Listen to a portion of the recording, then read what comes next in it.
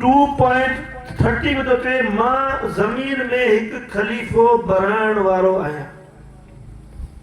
यो आदम अल्लाह से इनके खलीफ़ो बणाए, अंबियान के खलीफ़ो बणाए, मुझे महबूब के उन जो सरदार बणाए, उन खां पोइ महबूब जी पूरी टीम, पोइ महबूब जो औलाद, पोइ उहे बुजुर्गान दीन जिन महबूब जी पैरवी कई, ये सब अल्लाह साईं जे तरफ़ां अल्लाह साईं जा नामज़द हुआ, नामीनेट हुआ। उहे हाइब्रिड कोन हुआ। ये अॼुकल्ह जे वक़्त में जेको हाइब्रिड पियो हले, इहे हाइब्रिड कोन हुआ, इहे नामीनेट, उहे नामीनेट हुआ जिनखे अल्लाह साईं उहे नामज़द कयो, उनजे रूह खे पाक कयो, उनजे रूह खे पाकीज़ा बणाए ऐं उहो तव्हां ॾांहुं मोकिलियो वियो ऐं तव्हांजा इन पैगाम खे उन्हनि बार बार ॿुधाइण जी तव्हांजे अॻियां कोशिशि कई, पर तव्हांजे मादी जेको अंसर एॾो तव्हां ते हावी हो जो उन रब्बानी अमर खे तव्हां पोइते धिकींदा रहिया। जेकी उन रब्बानी अमर ॾांहुं सोचींदा रहिया, उन्हनि कामयाबी वरिती, उन्हनि खे फलाह मिली, उन्हनि खे रुतबो मिलियो, उनखे इज़त मिली, उन हज़ारनि सालनि खां पोइ बि उन्हनि खे मान मिलियो, उन्हनि खे शोहरत मिली, उनखे हर शइ जेको आहे सो अल्लाह साईं उन्हनि खे जेको आहे सो अता कई। यानी ज़मीन ते तव्हांखे उहे ज़िम्मेवारियूं बख़्शियूं वयूं। हिन ज़मीन ते इंसान खे अल्लाह साईं ख़लीफ़ो बणाइण, नामीनेट करे, नामज़द करे तव्हां ते ज़िम्मेवारियूं आयद कयूं वयूं त तव्हां ते ज़िम्मेवारियूं हुकूकुल इबाद मखलूक जे लाइ, इंसान जे लाइ तव्हां फ़ाइदेमंद थियो, तव्हां काराइता थियो, पर तव्हां नुक़सान वारा थिया, तव्हां नुक़सान ॾियण वारनि जी सोबत में हलिया विया, तव्हां उन्हनि जो पाछो तव्हां ते हावी थी वियो, तव्हां उनजे पासे विया, तव्हां उन मखलूक खे बि ईज़ायो, अल्लाह साईं जे बंदन खे बि ईज़ायो, मुख़्तलिफ़ उन तरीक़नि सां तव्हां में आकड़ आई, तव्हां में तकबर आयो, तव्हां पंहिंजो पाण खे ख़ुदा पढ़ाइण ई शुरू करे छॾियो, तव्हां पंहिंजो पाण खे एतिरे क़दुरु मोतबर तकबर करे छॾियो। इहे सिफ़तूं त अलाह जूं हुयूं, पर हे बंदा उन मिटी जी बनावट वारा, उन मादी अंसर वारा, तो पंहिंजे पाण में उहो तकबर ऐं मुतकबर वारियूं आदतूं ऐं वसफ़ूं तो पंहिंजो पाण में अपनायूं। तोखे थोरो घणो इल्मु मिलियो हुयो, जे तुंहिंजा कुझु तुंहिंजा उहे अक़ीदतमंद मिलिया विया, तो उन्हनि जे करे तूं पंहिंजो पाण खे अलाह जी छा सम्झणु लॻे, तो पंहिंजो पाण ते उहे नाला रखाया जेकी अलाह साईं खे सुहनि था, तो पंहिंजे पाण खे अलाह कहिड़नि नालनि सां सॾींदो रहे। इहे नाला तोखे ठहिणी कोन था, इहे नाला उन ख़ालिक खे था ठहिनि था, पर तो पंहिंजे उन्हनि अक़ीदतमंदनि उन्हनि वाठनि खां तो उहे नाला बि चवणु शुरू कया जेकी तोसां ठहिनि कोन था। तूं त उन मादी अंसर, उन मिटी जी पैदावार, तुंहिंजो रूह त उन मादियत में गुम थियल हो, उहो पाकी कोन हो।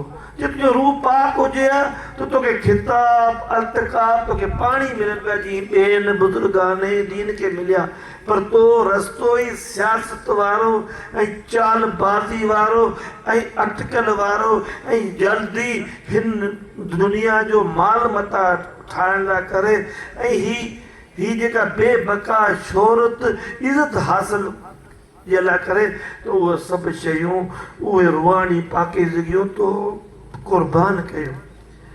मुंहिंजा दोस्तो, मुंहिंजो महबूब करीम सल्लल्लाहु अलैहि वसल्लम ख़ातिमुल अंबिया साईं जन जी हदीस सही मुस्लिम शरीफ में 2564 में मुंहिंजा साईं जन फरमाइनि था, अल्लाह अव्हांजे शिकिलनि ऐं मालनि खे नथो जांचे, पर अव्हांजे दिलनि ऐं अमलनि खे ॾिसे थो। तव्हांजे वेस खे न, ड्रेसिंग खे न, मुंहुं मुहांडनि खे न, तव्हांजी दिलि ते रब जी नज़र आहे, तव्हांजी अमलनि ते रब जी अखि आहे। हू परखे थो तव्हांजे अंदर में छा आहे। तव्हां कंहिं बि मदारी बि भले ॾिसो, कई खेल करे थो, कई वेस मटाए थो। तव्हां बि असांखे हिन अलाह जे बाननि खे तव्हां ठगण जे लाइ करे तव्हां ड्रेसूं चेंज करियो, तव्हां वेस चेंज करियो, तव्हां मुंहुं मुहांडा चेंज करियो, तव्हां हर शइ चेंज करे सघो था, पर रब जी रज़ा खे चेंज करे कोन था सघो। रब जी पंहिंजाबी हासिल न थींदी जेसीं उहो अमर रबानी खे तव्हां पाकीज़ा करे उन रूह खे, उन रूह जे मालिक सां तव्हां जेसीं कनेक्ट न कंदा, तेसीं तव्हांजो मादी अंसर वारो इहो बदन कंहिं बि कम जो कोन रहंदो। असल त परवाज़ त रूह जी आहे। मुंहिंजो साईं ख़ातमुल अंबिया महबूब करीम सल्लल्लाहु अलैहि वसल्लम सही बुखारी में 52 सही मुस्लिम 1599 में तो चवे त ही तव्हांजो बदन, ही जेको मादी अनसर, ही तव्हांजे बदन में, इन बदन में हिकु गोश्त जो टुकड़ो आहे। जॾहिं इहो सही थी, सही सिमत डायरेक्शन ते हूंदो त सॼो तव्हांजो बदन बि सही उन डायरेक्शन, उन सिमत ते वेंदो। जॾहिं उन में खलल ख़राबी पैदा थींदी त तव्हांजो सॼो बदन बि ख़राबु थींदो। इहो तव्हांजो आहे दिलि, इहो तव्हांजी आहे दिलि, हार्ट, तव्हांजो कल्ब। हीअ जॾहिं तव्हांजो कल्ब ई मुर्दा थिए थो, इन में फितूर पैदा थिए थो, फितनू फसाद पैदा थिए थो, त सॼो बदन तव्हांजो ख़राबु थियणु शुरू थिए थो। हीअ तव्हांजो सॼो जेको मादी अनसर जी जेको तव्हांजो वजूद आहे, इन में सभिनी में उहो खलल, उहो तमाशा, उहो फिरेब, उहो ठगियूं, उहे सभु दगाबाज़ियूं ऐं धोखा पंहिंजो कंध वरी ऊचो था कनि ऐं फिटाइनि था।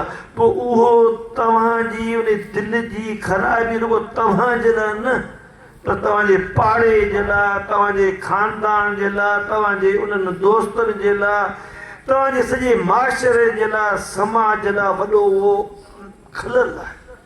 छा तव्हां अलाह जी अखि खां लिकी सघो था?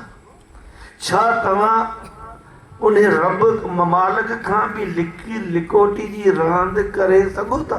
तव्हां असांजे अखियुनि में धूड़ विझी था सघो उन वेस जे करे, उन पैकिंग जे करे, पर उन मालिक हक़ीक़ी जे अॻियां तव्हांजी चालबाज़ी अटकल, तव्हांजो दोखो फिरेब साज़गर कोन थींदो।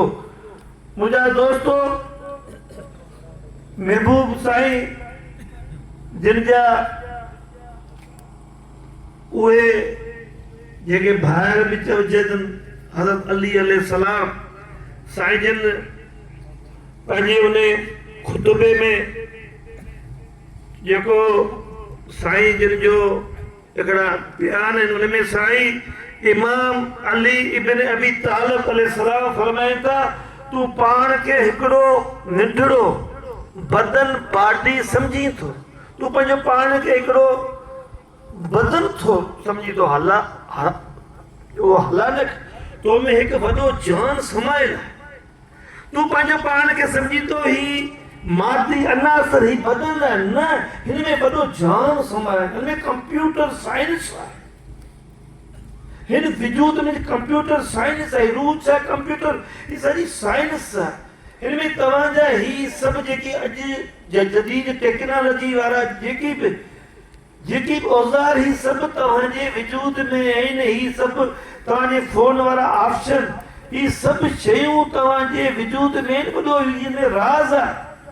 ही त हाणे जी पैदाश आहे, पर उन वक़्तु त साइंस त कोन हुई, पर उन वक़्तु बि इन्हनि हस्तियुनि कहिड़ा कहिड़ा राज़ बि बयानु कया, जिते अॼु साइंस बि सर्च पई करे, उहे शयूं सच पियूं साबित पियूं थियनि।